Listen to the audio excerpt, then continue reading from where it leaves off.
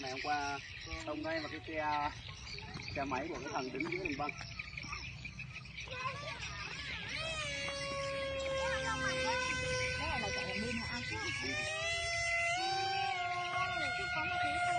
Quay chiếc ma bài.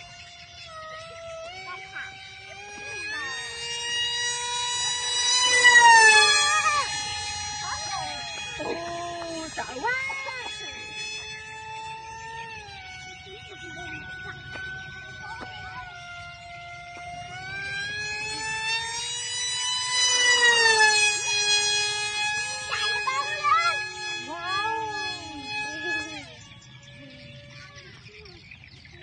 Rồi vô đó luôn, kia banh vô đó luôn.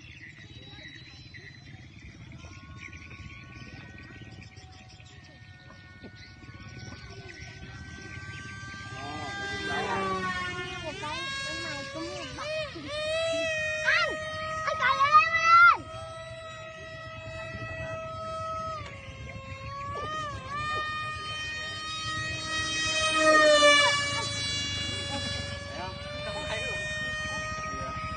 Lớn ngay chỗ bụi chuối này mà.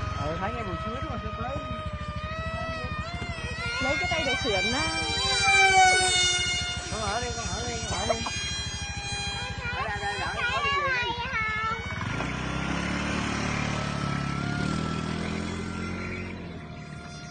Sao tôi bị chú đông tí gì bà.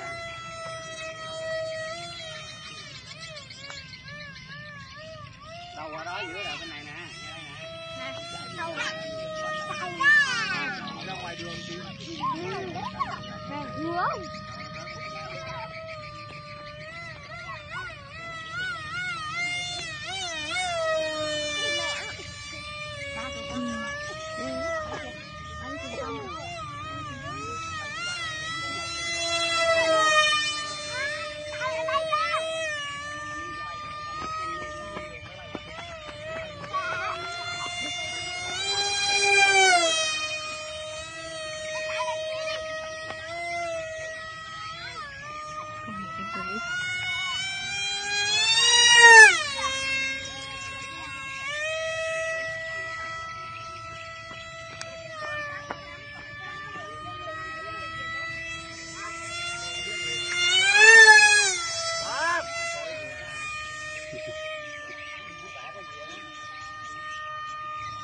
Phải không? Không được chứ. Qua tầng thấp này.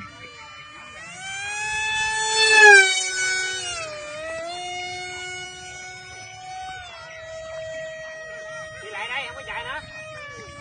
Lên đây ngồi.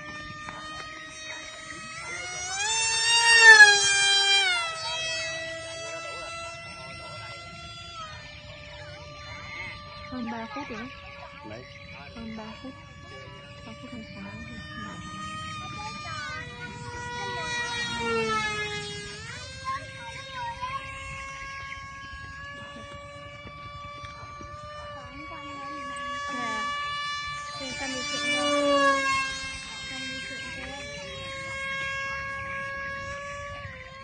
Có cái này cây dài.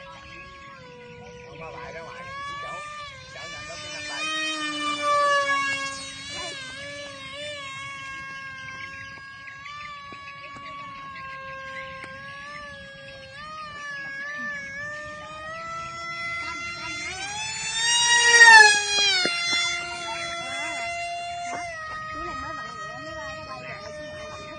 Nó còn nghe đúng không?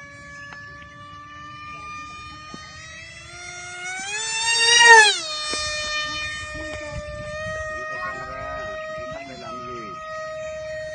Hơn 4 phút.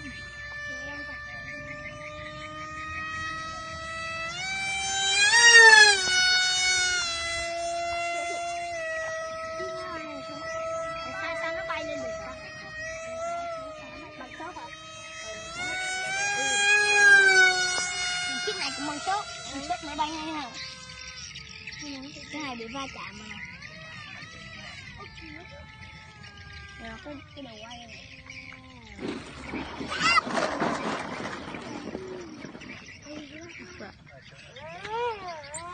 Nó tông mày luôn á Tâm.